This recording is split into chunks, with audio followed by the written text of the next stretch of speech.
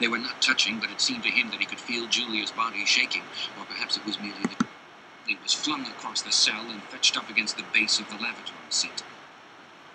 For a moment he lay as though stunned, with dark blood oozing from his mouth and nose.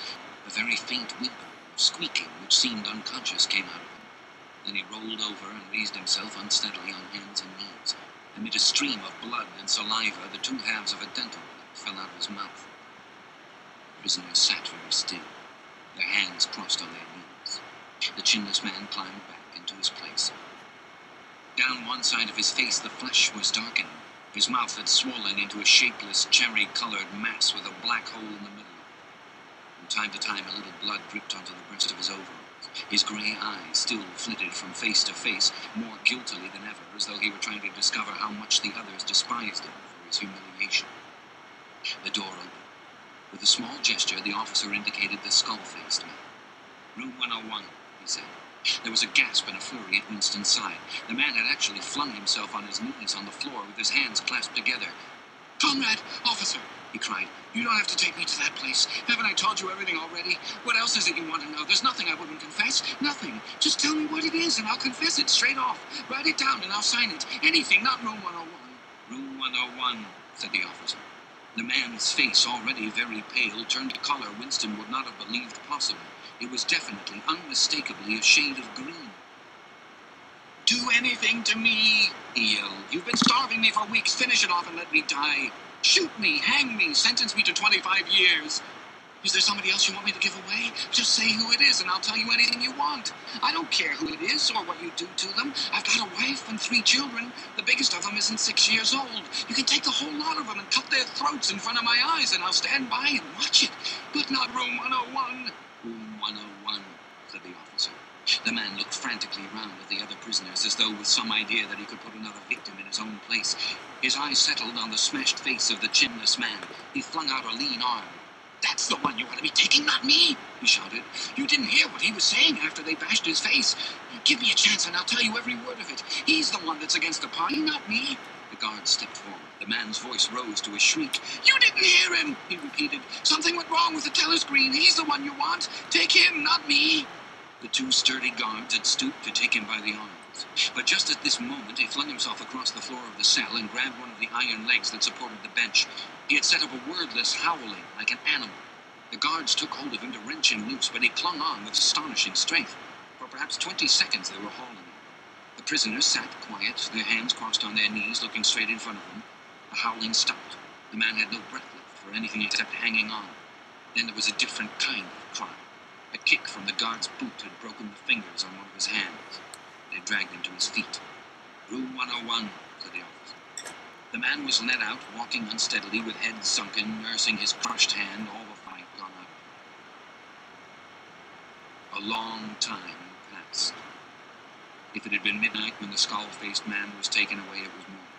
If morning, it was afternoon. Winston was alone, and had been alone for hours.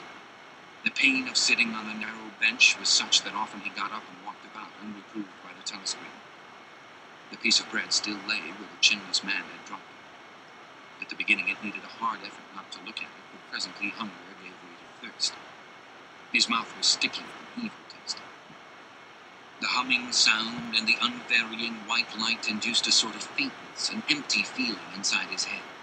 He would get up because the ache in his bones was no longer bearable, and then would sit down again almost at once because he was too dizzy to make sure of staying on his feet. Whenever his physical sensations were a little under control, the terror returned. Sometimes, with a fading hope, he thought of O'Brien and the razor blade. It was thinkable that the razor blade might arrive concealed in his food, if he were ever fed. More dimly, he thought of Julia. Somewhere or other, she was suffering, perhaps far worse than he. She might be screaming with pain at this moment. He thought, if I could save Julia by doubling my own pain, would I do it? Yes, I would. But that was merely an intellectual decision, taken because he knew that he ought to take it. He did not feel. In this place you could not feel anything except pain and the foreknowledge of pain. Besides, was it possible, when you were actually suffering it, to wish for any reason whatever that your own pain should increase? But that question was not answerable. The boots were approaching again. The door opened. O'Brien came in. Winston started to his feet. The shock of the sight had driven all caution out of him. For the first time in many years, he forgot the presence of the telescreen. "They've got you too," he cried. "They got me a long time ago," said O'Brien with a mild, almost regretful irony. He stepped aside. From behind him there emerged a broad-chested guard with a long black truncheon in his hand. "You knew this, Winston," said O'Brien. "Don't deceive yourself. You did know it. You have always known it." Yes, he saw now. He had always known it. But there was no time to think of it. All he had eyes for was the truncheon in the guard's hand. It might fall anywhere. On the crown, on the tip of the ear, on the upper arm, on the elbow. The elbow! He had slumped to his knees, almost paralyzed, clasping the stricken elbow with his other hand. Everything had exploded into yellow light. Inconceivable that one blow could cause such pain. The light cleared, and he could see the other two looking down at him. The guard was laughing at his contortions. One question, at any rate, was answered. Never, for any reason on earth, should you wish for an increase of pain. Of pain you could wish only one thing, that it should stop. Nothing in the world was so bad as physical pain. In the face of pain there are no heroes, he thought over and over, as he writhed on the floor, clutching uselessly at his disabled left arm. Chapter 2. He was lying on something that felt like a camp, except that it was higher off the ground and that it was fixed down in some way so that it could not move. Light that seemed stronger than usual was falling on his face. O'Brien was standing at his side, looking down at him intently. At the other side of him stood a man in a white coat, holding a hypodermic syringe. Even after his eyes were open, he took in his surroundings only gradually. He had the impression of swimming up into this room, from some quite different world, a sort of underwater world, far beneath him. How long he had been down there, he did not know. Since the moment when they arrested him, he had not seen darkness or death. Besides, his memories were not continuous. There had been times when consciousness, even the sort of consciousness that one has in sleep, had stopped dead and started again after a blank interval. But whether the intervals were of days or weeks or only seconds, there was no way of knowing. With that first blow on the elbow, the nightmare had started. Later, he was to realize that all that then happened was merely a preliminary, a routine interrogation to which nearly all prisoners were subjected. There was a long range of crimes, espionage, sabotage, and the like, to which everyone had to confess as a matter of course. The confession was a formality, though the torture was real. How many times he had been beaten, how long the beatings had continued, he could not remember. Always there were 5 or 6 men in black uniforms at him simultaneously. Sometimes it was fists, sometimes it was truncheons, sometimes it was steel rods, sometimes it was boots.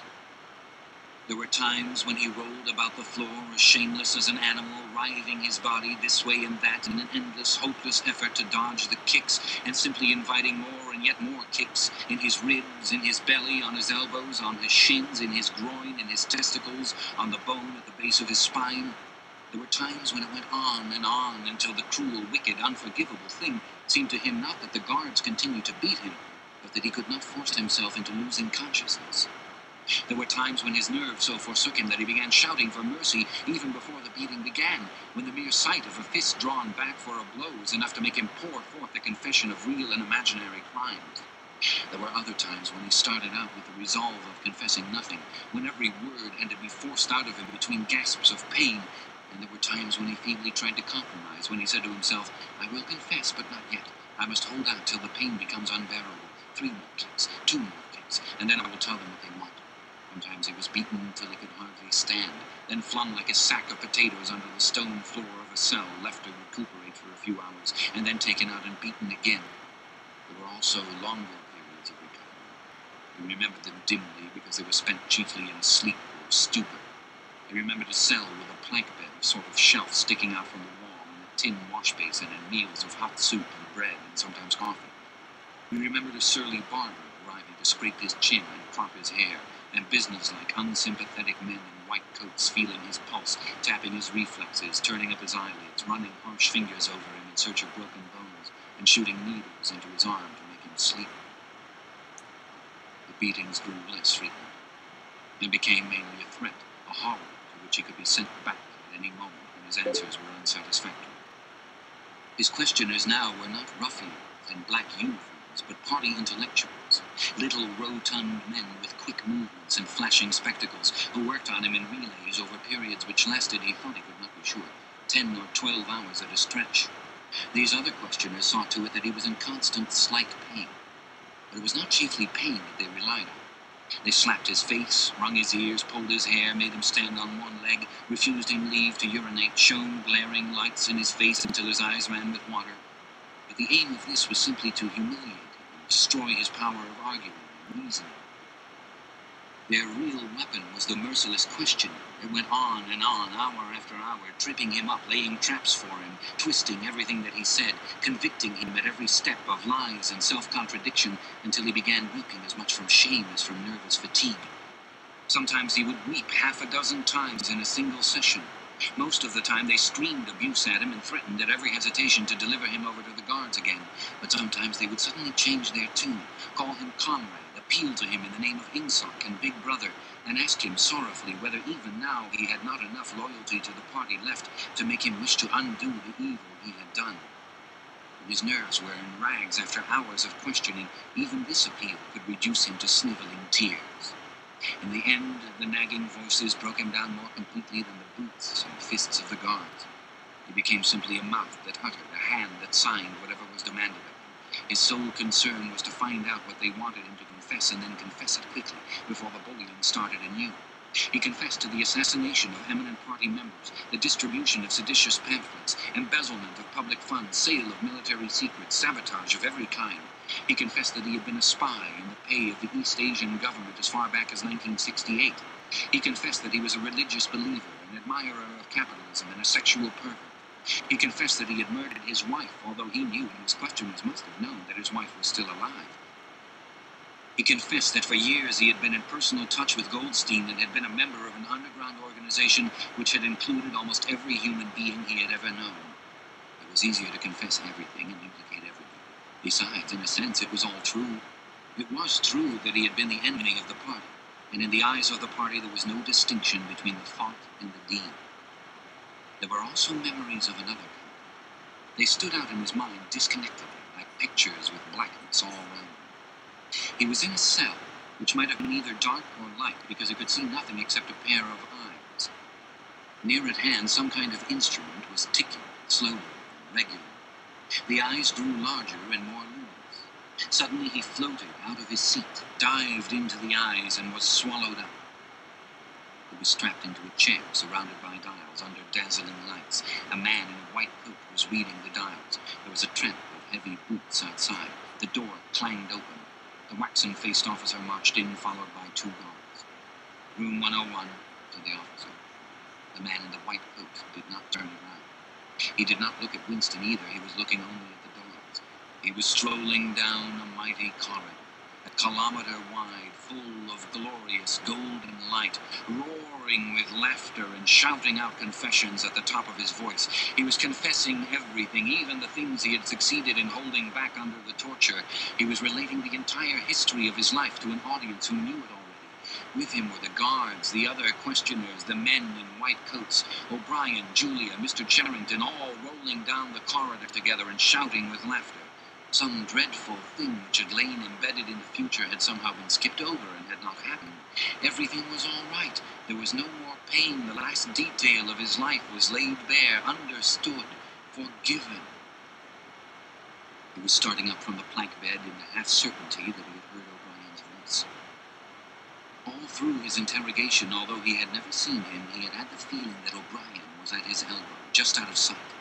It was O'Brien who was directing everything. It was he who set the guards onto Winston and who prevented them from killing him. It was he who decided when Winston should scream with pain, when he should have a respite, when he should be fed, when he should sleep, when the drug should be pumped into his arm. It was he who asked the questions and suggested the answers. He was the tormentor, he was the protector, he was the inquisitor, he was the friend. And once, Winston could not remember whether it was in drugged sleep, or in normal sleep, or even in a moment of wakefulness. His voice murmured in his ear, "Don't worry, Winston. You are in my keeping. For 7 years I have watched over you. Now the turning point has come. I shall save you. I shall make you. He was not sure whether it was O'Brien's voice, but it was the same voice that had said to him, "We shall meet in a place where there is no darkness," in that other dream, 7 years ago. He did not remember any ending to his interrogation. There was a period of blackness, and then the cell and room in which he now was had gradually materialized around him. He was almost flat on his back and unable to move. His body was held down at every essential point. Even the back of his head was gripped in some manner. O'Brien was looking down at him gravely and rather sadly.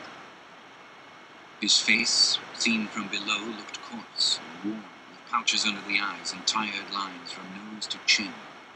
He was older than Winston had thought him. He was perhaps 48 or 50. Under his hand there was a dial, with a lever on top and figures running around the face. "I told you," said O'Brien, "that if we met again it would be here." "Yes," said Winston. Without any warning, except a slight movement of O'Brien's hand, a wave of pain flooded his body. It was a frightening pain, because he could not see what was happening, and he had the feeling that some mortal injury was being done to him. He did not know whether the thing was really happening, or whether the effect was electrically produced, but his body was being wrenched out of shape. The joints were being slowly torn apart. Although the pain had brought the sweat out on his forehead, the worst of all was the fear that his backbone was about to snap. He set his teeth and breathed hard through his nose, trying to keep silent as long as possible. "You are afraid," said O'Brien, watching his face, "that in another moment something is going to break. Your especial fear is that it will be your backbone. You have a vivid mental picture of the vertebrae snapping apart and the spinal fluid dripping out. That is what you were thinking, is it not, Winston?" Winston did not answer. O'Brien drew back the lever on the dial. The wave of pain receded almost as quickly as it had come. "That was 40, said O'Brien. "You can see that the numbers on this dial run up to 100. Will you please remember throughout our conversation that I have it in my power to inflict pain on you at any moment and to whatever degree I choose. If you tell me any lies, or attempt to prevaricate in any way, or even fall below your usual level of intelligence, you will quiet with me instantly. Do you understand?" "Yes," said Winston. O'Brien's manner became less severe. He resettled his spectacles thoughtfully and took a pace or two up and down. When he spoke, his voice was gentle and patient. He had the air of a doctor, a teacher, even a priest, anxious to explain and persuade rather than to punish. "I am taking trouble with you, Winston," he said, "because you are worth trouble. You know perfectly well what is the matter. You have known it for years, though you have fought against the knowledge. You are mentally deranged. You suffer from a defective memory. You are unable to remember real events, and you persuade yourself that you remember other events which never happened. Fortunately, it is curable. You have never cured yourself of it because you did not choose to. It was a small effort of the will that you were not ready to make. Even now, I am well aware you are clinging to your disease under the impression that it is a virtue. Now we will take an example. At this moment, which power is Oceania at war with? When I was arrested, Oceania was at war with East Asia. With East Asia. Good. And Oceania has always been at war with East Asia, has it not? Winston drew in his breath. He opened his mouth to speak, and then did not speak. He could not take his eyes away from the dial. The truth, dear Winston. Your truth. Tell me what you think you remember. I remember that until only a week before I was arrested, we were not at war with East Asia at all. We were in alliance with them. The war was against Eurasia. That had lasted for 4 years. Before that, O'Brien stopped him with a movement. Another example, he said. Some years ago, you had a very serious delusion indeed. You believed that 3 men, 3 one-time party members named Jones, Aronson, and Rutherford, men who were executed for treachery and sabotage after making the fullest possible confession, were not guilty of the crimes they were charged with. You believed that you had seen unmistakable documentary evidence proving that their confessions were false. There was a certain photograph about which you had a hallucination. You believed that you had actually held it in your hands. It was a photograph something like this. An oblong slip of newspaper had appeared between O'Brien's fingers. For perhaps 5 seconds it was within the angle of Winston's vision. It was a photograph, and there was no question of its identity. It was the photograph. It was another copy of the photograph of Jones, Aronson, and Rutherford at the party function in New York, which he had chanced upon 11 years ago and promptly destroyed. For only an instant it was before his eyes, then it was out of sight. He had seen it. Unquestionably, he had seen it. He made a desperate, agonizing effort to wrench the top half of his body free. It was impossible to move so much as a centimeter in any direction. For the moment, he had even forgotten the dial. All he wanted was to hold the photograph in his fingers again, or at least to see it. "It exists!" he cried. "No," said O'Brien. He stepped across the room. There was a memory hole in the opposite wall. O'Brien lifted the grating. Unseen, the frail slip of paper was whirling away on the current of warm air. It was vanishing in a flash of flame. O'Brien turned away from the wall. "Ashes," he said. "Not even identifiable ashes. Dust. It does not exist. It never existed." "But it did exist. It does exist. It exists in memory. I remember it. You remember it." "I do not remember," said O'Brien. Winston's heart sank. That was doublethink. He had a feeling of deadly helplessness. If he could have been certain that O'Brien was lying, it would not have seemed to matter. It was perfectly possible that O'Brien had really forgotten the photograph. And if so, then already he would have forgotten his denial of remembering it and forgotten the act of forgetting. How could one be sure that it was simply trickery? Perhaps that lunatic dislocation in the mind could really happen. That was the thought that defeated him. O'Brien was looking down, speculating. More than ever, he had the air of a teacher taking pains with a wayward but promising child. "There is a party slogan dealing with control of the past," he said. "Repeat it if who controls the past, controls the future. Who controls the present, controls the past," repeated Winston obediently. "Who controls the present, controls the past," said O'Brien, nodding his head with slow approval. "Is it your opinion, Winston, that the past has real existence?" Again the feeling of helplessness descended upon Winston. His eyes flitted toward the dial. He not only did not know whether yes or no was the answer that would save him from pain, he did not even know which answer he believed to be the true one. O'Brien smiled faintly. "You are no metaphysician, Winston," he said. "Until this moment you never had considered what is meant by existence. I will put it more precisely. Does the past exist concretely in space? Is there somewhere or other a place, a world of solid objects where the past is still happening?" "No." "Then where does the past exist, if at all?" "In records. It is written down." "In records. And in the mind, in human memories." "In memory. Very well. We, the party, control all records, and we control all memories. Then we control the past, do we not?" "But how can you stop people remembering things?" cried Winston, again momentarily forgetting the dial. "It is involuntary. It is outside oneself. How can you control memory? You have not controlled mine." O'Brien's manner grew stern again. He laid his hand on the dial. "On the contrary," he said, "you have not controlled it. That is what has brought you here. You are here because you have failed in humility and self-discipline. You would not make the act of submission which is the price of sanity. You prefer to be a lunatic, a minority of one. Only the disciplined mind can see reality, Winston. You believe that reality is something objective, external, existing in its own right. You also believe that the nature of reality is self-evident. When you delude yourself into thinking that you see something, you assume that everyone else sees the same thing as you. But I tell you, Winston, that reality is not external. Reality exists in the human mind and nowhere else. Not in the individual mind, which can make mistakes, and in any case soon perishes. Only in the mind of the party, which is collective and immortal. Whatever the party holds to be truth is truth. It is impossible to see reality except by looking through the eyes of the party. That is the fact that you have got to relearn. It needs an act of self-destruction, an effort of the will. You must humble yourself before you can become sane. He paused for a few moments as though to allow what he had been saying to sink in. Do you remember, he went on, writing in your diary, freedom is the freedom to say that 2 + 2 make 4? Yes, said Winston. O'Brien held up his left hand, its back toward Winston, with the thumb hidden and the 4 fingers extended. How many fingers am I holding up, Winston? 4. And if the party says that it is not 4, but 5, then 4. The word ended in a gasp of pain.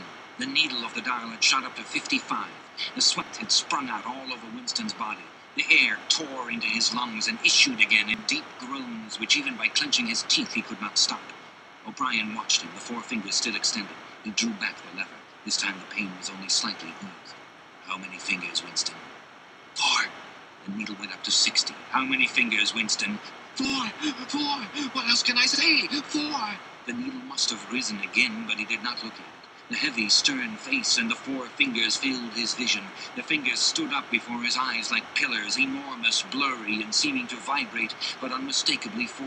How many fingers, Winston? 4! Stop it! Stop it! How can you go on? 4! 4! How many fingers, Winston? 5! 5! 5! No, Winston, that is no use. You are lying. You still think there are 4. How many fingers, please? 4! 5! 4! Anything you like, only stop it. Stop the pain. Abruptly, he was sitting up, with O'Brien's arm round his shoulders. He had perhaps lost consciousness for a few seconds. The bonds that had held his body down were loosened. He felt very cold. He was shaking uncontrollably. His teeth were chattering. The tears were rolling down his cheeks. For a moment he clung to O'Brien like a baby, curiously comforted by the heavy arm round his shoulders. He had the feeling that O'Brien was his protector, that the pain was something that came from outside, from some other source, and that it was O'Brien who could save him from it. You were a slow learner, Winston, said O'Brien gently. How can I help it? He blubbered. How can I help seeing what is in front of my eyes? 2 and 2 are 4. Sometimes, Winston. Sometimes they are 5. Sometimes they are 3. Sometimes they are all of them at once. You must try hard. It is not easy to become sane. He laid Winston down on the bed.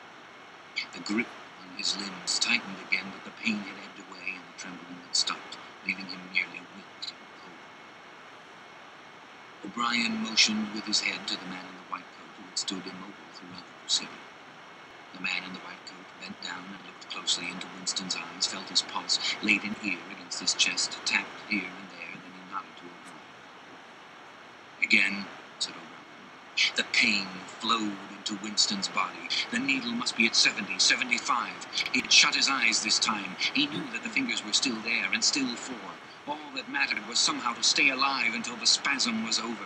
He had ceased to notice whether he was crying out or not. The pain lessened again. He opened his eyes. O'Brien had drawn back the lever. How many fingers, Winston? 4. I suppose there are 4. I would see 5 if I could. I am trying to see 5. Which do you wish? To persuade me that you see 5, or really to see them? Really to see them? Again, said O'Brien. Perhaps the needle was at 80, 90. Winston could only intermittently remember why the pain was happening. Behind his screwed-up eyelids, a forest of fingers seemed to be moving in a sort of dance, weaving in and out, disappearing behind one another and reappearing again. He was trying to count them. He could not remember why. He knew only that it was impossible to count them, and that this was somehow due to the mysterious identity between 5 and 4. The pain died down again. When he opened his eyes, it was to find that he was still seeing the same thing. Innumerable fingers, like moving trees, were still streaming past in either direction, crossing and recrossing. He shut his eyes again. How many fingers am I holding up, Winston? I don't know. I don't know. You will kill me if you do that again. 4, 5, 6, in all honesty, I don't know. Better, said a needle slid into Winston's arm. Almost in the same instant, a blissful, healing warmth spread all through his body. The pain was already half forgotten. He opened his eyes and looked up gratefully at O'Brien. At sight of the heavy, lined face, so ugly and so intelligent, his heart seemed to turn over. If he could have moved, he would have stretched out a hand and laid it on O'Brien's arm. He had never loved him so deeply as at this moment, and not merely because he had stopped the pain. The old feeling that at bottom it did not matter whether O'Brien was a friend or an enemy had come back. O'Brien was a person who could be talked to. Perhaps one did not want to be loved so much as to be understood. O'Brien had tortured him to the edge of lunacy, and in a little while it was certain he would send him to his death. It made no difference. In some sense, that went deeper than friendship. They were intimates. Somewhere or other, although the actual words might never be spoken, there was a place where they would meet and talk. O'Brien was looking down at him with an expression which suggested that the same thought might be in his own mind. When he spoke, it was in an easy, conversational tone. "You know where you are, Winston?" he said. "I don't know. I can guess. In the Ministry of Life. You know how long you have been here?" "I don't know. Days, weeks, months? I think it is months. And why do you imagine that we bring people to this place? To make them confess? Well, it's not the reason. Try again. To punish them." "No!" exclaimed O'Brien. His voice had changed extraordinarily, and his face had suddenly become both stern and animated. "No! Not merely to extract your confession, nor to punish you. Shall I tell you why we have brought you here? To cure you, to make you sane. Will you understand, Winston, that no one whom we bring to this place ever leaves our hands uncured? We are not interested in those stupid crimes that you have committed. The party is not interested in the overt act. The thought is all we care about. We do not merely destroy our enemies, we change them. Do you understand what I mean by that?" He was bending over Winston. His face looked enormous because of its nearness and hideously ugly because it was seen from below. Moreover, it was filled with a sort of exaltation, a lunatic intensity. Again, Winston's heart shrank. If it had been possible, he would have cowered deeper into the bed. He felt certain that O'Brien was about to twist the dial out of sheer wantonness. At this moment, however, O'Brien turned away.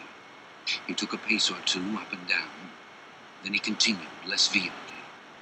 "The first thing for you to understand is that in this place there are no martyrdoms. You have read of the religious persecutions of the past. In the Middle Ages there was the Inquisition. It was a failure. It set out to eradicate heresy and ended by perpetuating. For every heretic it burned at the stake, thousands of others rose up. Why was that? Because the Inquisition killed its enemies in the open and killed them while they were still unrepentant. In fact, it killed them because they were unrepentant. Men were dying because they would not abandon their true beliefs. Naturally, all the glory belonged to the victim, and all the shame to the inquisitor who burned him. Later, in the 20th century, there were the totalitarians, as they were called. There were the German Nazis and the Russian communists.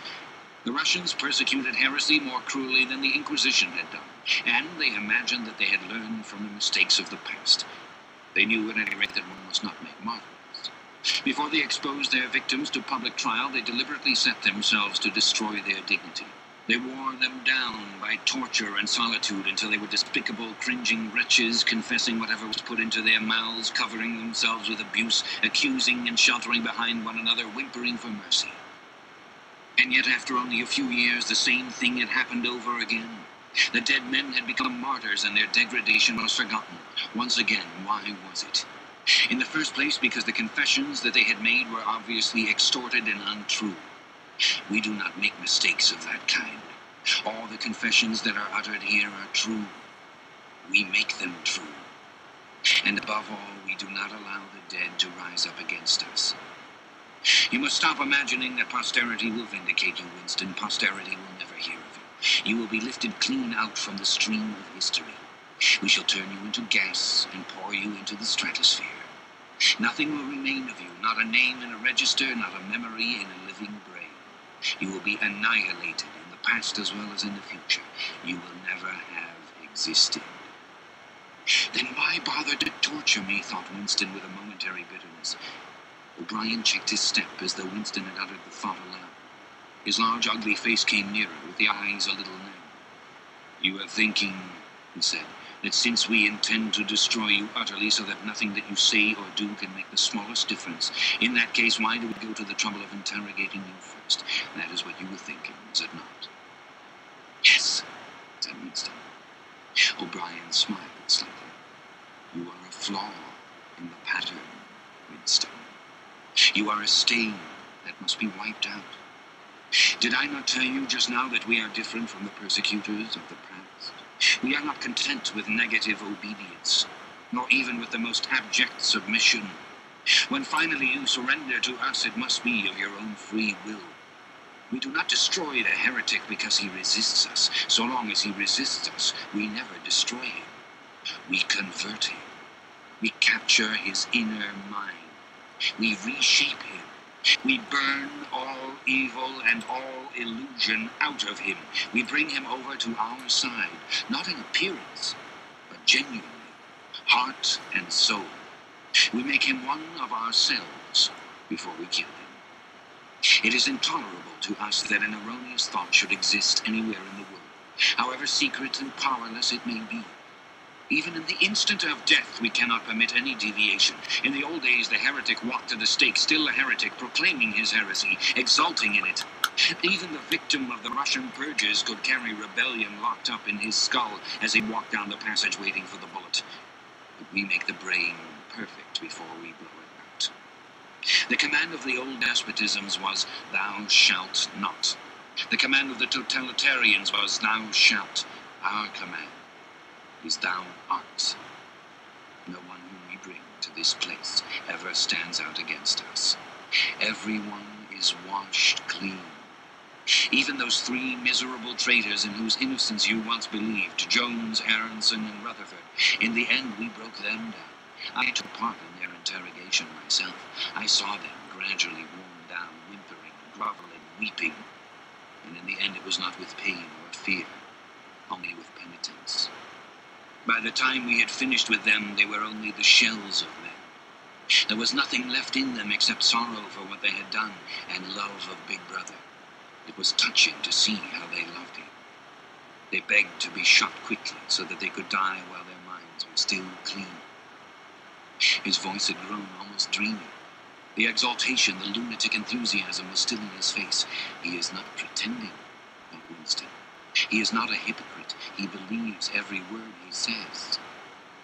What most oppressed him was the consciousness of his own intellectual inferiority. He watched the heavy yet graceful form strolling to and fro, in and out of the range of his vision. O'Brien was a being in all ways larger than himself. There was no idea that he had ever had or could have that O'Brien had not long ago known, examined, and rejected. His mind contained Winston's mind. But in that case, how could it be true that O'Brien was mad? It must be he, Winston, who was mad. O'Brien halted and looked down.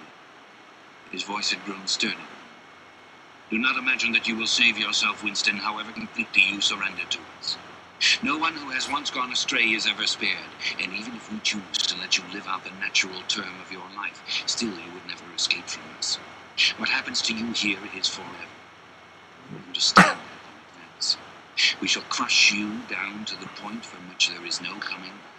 Things will happen to you from which you could not recover if you lived 1,000 years. Never again will you be capable of ordinary human feeling. Everything will be dead inside you. Never again will you be capable of love or friendship or joy of living or laughter or curiosity or courage or integrity. You will be hollow. We shall squeeze you empty, and then we shall fill you in with ourselves." He paused and signed to the man in the white coat. Winston was aware of some heavy piece of apparatus being pushed into place behind his head. O'Brien had sat down beside the bed so that his face was almost on a level with Winston's. 3,000, he said, speaking over Winston's head to the man in the white coat. Two soft pads, which felt slightly moist, clamped themselves against Winston's temples. He quailed. There was a pain coming, a new kind of pain. O'Brien laid a hand reassuringly, almost kindly, on his. "This time it will not hurt," he said. "Keep your eyes fixed on mine." At this moment there was a devastating explosion. or what seemed like an explosion. Though it was not certain whether there was any noise, there was undoubtedly a blinding flash of light. Winston was not hurt, only prostrated. Although he had already been lying on his back when the thing happened, he had a curious feeling that he had been knocked into that position. A terrific, painless blow had flattened him out. Also, something had happened inside his head. As his eyes regained their focus, he remembered who he was and where he was, and recognized the face that was gazing into his own.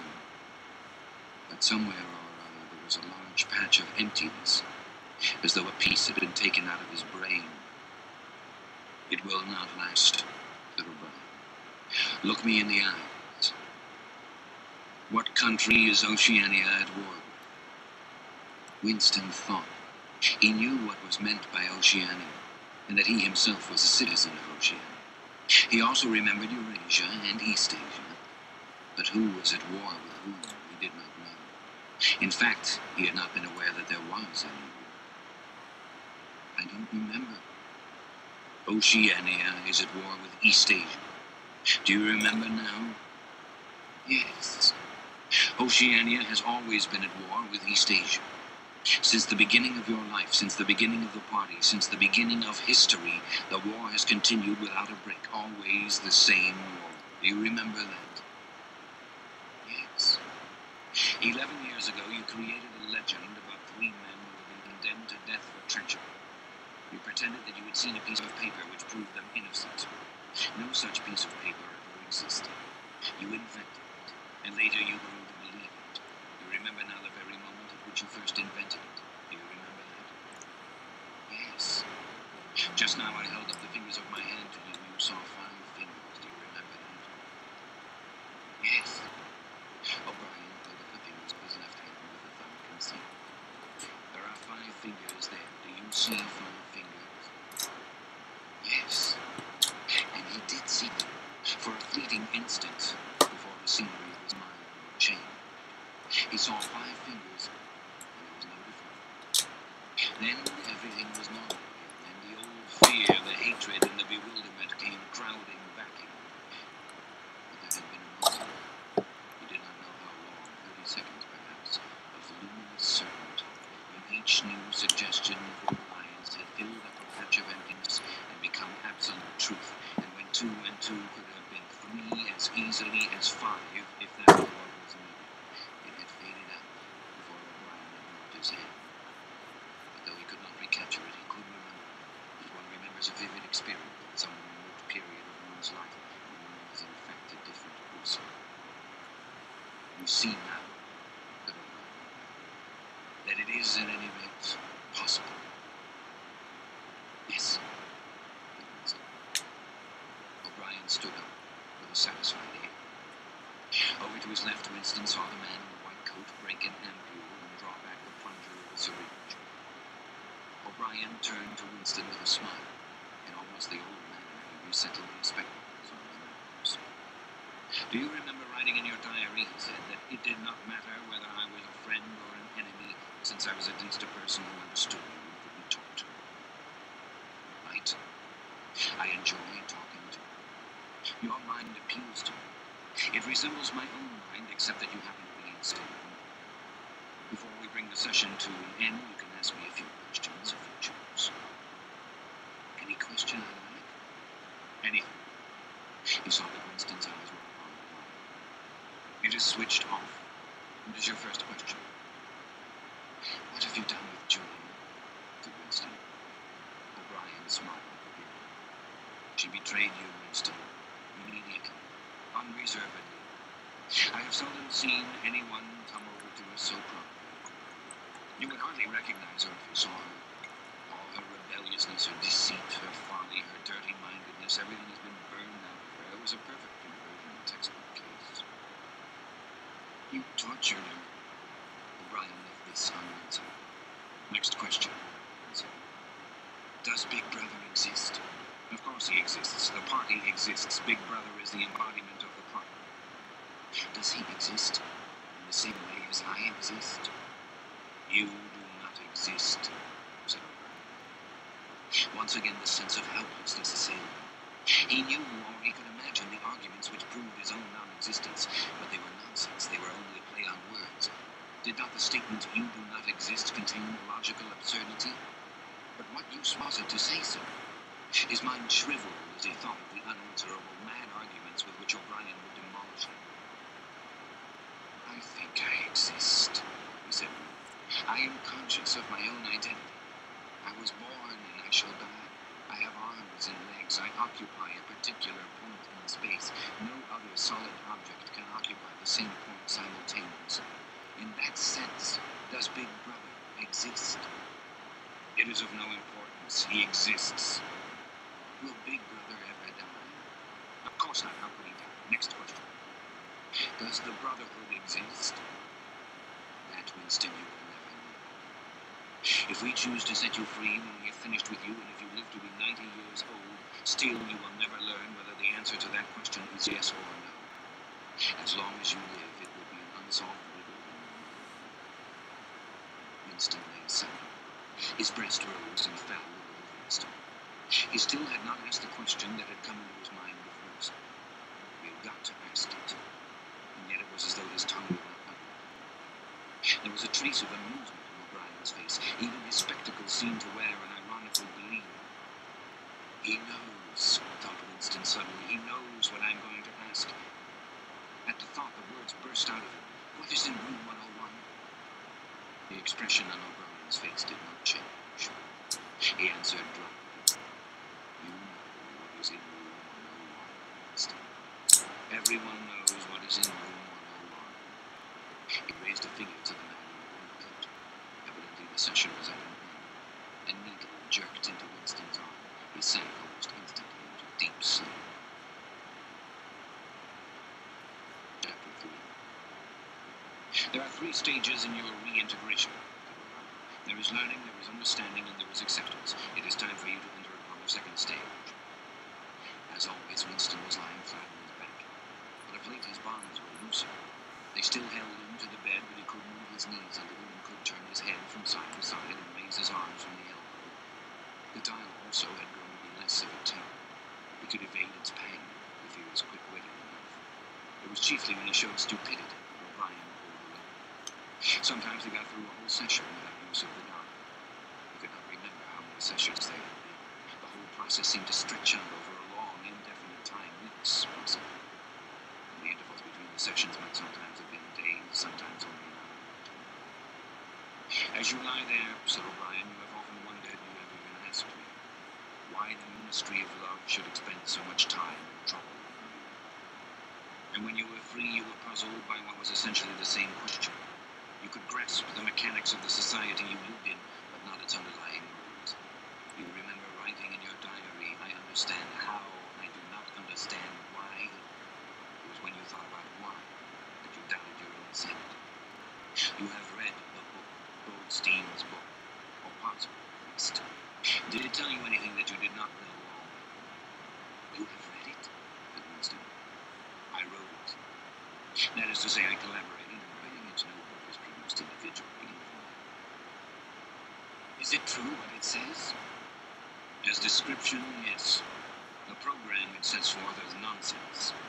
The secret accumulation of knowledge, a gradual spread of enlightenment, ultimately a proletarian rebellion, the overthrow of the party. You foresaw yourself. That was what it would say. It is all nonsense. The proletarians will never revolt, not in 1,000 years or a million. They cannot. I do not have to tell you the reason. You know it already. If you have ever cherished any dreams of violent insurrection, you must abandon them. There is no way in which the party can be overthrown. The rule of the party is forever. Make that the starting point of your thoughts. He came closer to the bed. Forever, he repeated. And now let us get back to the question of how and why. You understand well enough how the party maintains itself in power. Now tell me why we cling to power. What is our motive? Why should we want power? Go on, speak. Winston remained silent. Nevertheless, Winston did not speak for another moment. A feeling of weariness had overwhelmed him. A faint, mad gleam of enthusiasm had come back into O'Brien's face. He knew in advance what O'Brien would say, that the party did not seek power for its own ends, but only for the good of the majority. that had sought power because men in the mass were frail, cowardly creatures who could not endure liberty or face the truth, and must be ruled over and systematically deceived by others who were stronger than themselves. That the choice for mankind lay between freedom and happiness, and that for the great bulk of mankind, happiness was better. That the party was the eternal guardian of the weak, a dedicated sect doing evil that good might come, sacrificing its own happiness to that of others. The terrible thing, Winston, the terrible thing was that when O'Brien said this, he would believe it. You could see it in his face. O'Brien knew everything. 1,000 times better than Winston, he knew what the world was really like, in what degradation the mass of human beings lived, and by what lies and barbarities the party kept them there. He had understood it all, weighed it all, and it made no difference. All was justified by the ultimate purpose. What can you do, thought Winston, against a lunatic who is more intelligent than yourself, who gives your arguments a fair hearing, and then simply persists in his lunacy?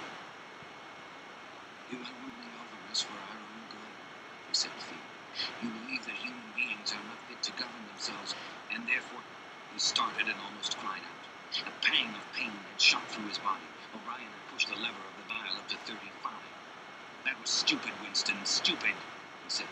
You should know better than to say a thing like that. He pulled the lever back and continued. Now I will tell you the answer to my question. It is this. The party seeks power entirely for its own sake. We are not interested in the good of others. We are interested solely in power. Not wealth, luxury, or long life, or happiness, only power. Pure power. What pure power means you will understand presently. We are different from all the oligarchies of the past in that we know what we are doing. All the others, even those who resembled ourselves, were cowards and hypocrites. The German Nazis and the Russian communists came very close to us in their methods. They never had the courage to recognize their own movements. They pretended, perhaps they even believed, that they had seized power unwillingly and for a limited time, and that just round the corner there lay a paradise where human beings would be free and equal. We are not like that. We know that no one ever seizes power with the intention of relinquishing. Power is not a means, it is an end. One does not establish a dictatorship in order to safeguard a revolution. One makes the revolution in order to establish the dictatorship. The object of persecution is persecution. The object of torture is torture. The object of power is power. Now you begin to understand me. Winston was struck as he had been struck before by the tiredness of O'Brien's face. It was strong, fleshy, and brutal.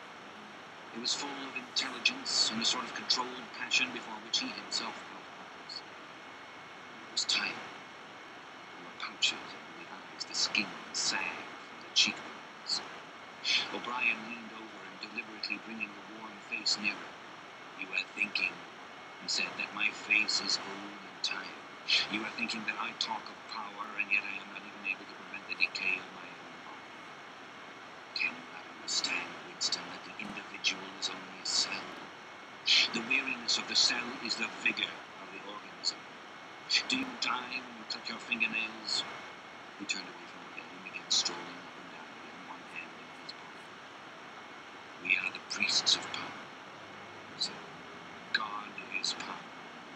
But at present, power is only a word so far as you are concerned. It is time for you to gather some idea of what power means.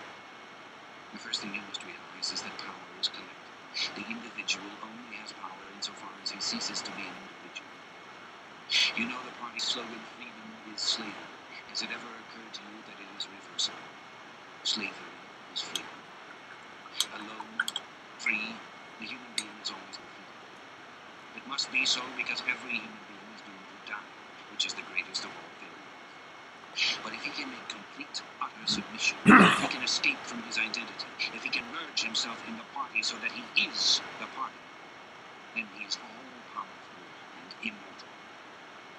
The second thing for you to realize is that power is power over human beings, over the body, but above all, over the mind. Power over matter, external reality as you would call it, is not important. Already our control over matter is absolute. For a moment, Winston ignored the dial. He made a violent effort to raise himself into a sitting position and nearly succeeded in wrenching his body painfully. But how can you control matter? He burst out. You don't even control the climate or the law of gravity. And there are disease, pain, death. O'Brien silenced him.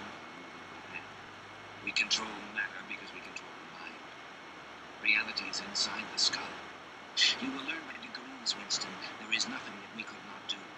Invisibility, levitation, anything. I could float off this floor like a soap bubble if I wished to. I do not wish to, because the party does not wish it. You must get rid of those 19th century ideas about the laws of nature. We make the laws of nature. But you do not. You are not even masters of this planet. What about Eurasia and East Asia? You have not conquered them yet. Unimportant. We shall conquer them when it suits us, and if we did not, what difference would it make? We can shut them out of existence. Oceania is the world. But the world itself is only a speck of dust, and man is tiny, helpless. How long has he been in existence? For millions of years, the Earth was uninhabited. Nonsense. The Earth is as old as we are, no older. How could it be older? Nothing exists except through human consciousness. But the rocks are full of the bones of extinct animals, mammoths and mastodons and enormous reptiles which lived here long before man was ever heard of. Have you ever seen those bones, Winston? Of course not. 19th century biologists invented them. Before man, there was nothing. After man, if he could come to an end, there would be nothing. Outside man, there is nothing. But the whole universe is outside us. Look at the stars. Some of them are 1,000,000 light years away. They are out of our reach forever. What are the stars? Said O'Brien. They are bits of fire a few kilometers away. We could reach them if we wanted to, or we could blot them out. The Earth is the center of the universe. The sun and the stars go round it. Winston made another convulsive move. This time he did not say anything. O'Brien continued as though answering a spoken objection. For certain purposes, of course, that is not true. When we navigate the ocean or when we predict an eclipse, we often find it convenient to assume that the Earth goes round the sun and that the stars are millions upon millions of kilometers away. But what of it? Do you suppose it is beyond us to produce a dual system of astronomy? The stars can be near or distant according as we need them. Do you suppose our mathematicians are unequal to that? Have you forgotten doublethink? Winston shrank back upon the bed. Whatever he said, the swift answer crushed him like a bludgeon. And yet he knew that he was in the right. The belief that nothing exists outside your own mind, surely there must be some way of demonstrating that it was false. Had it not been exposed long ago as a fallacy? There was even a name for it, which he had forgotten. A faint smile twitched the corners of O'Brien's mouth as he looked down. I told you, Winston, he said, that metaphysics is not your strong point. The word you are trying to think of is solipsism. You are mistaken. This is not solipsism. Collective solipsism, if you like, but that is a different thing. In fact, the opposite. All this is a digression. He added in a different tone. The real power, the power we have to fight for night and day, is not power over things, but over men. He paused, and for a moment assumed again his air of a schoolmaster questioning honestly. How does one assert his power over another, Winston? Winston thought. By making him suffer, he said. Exactly.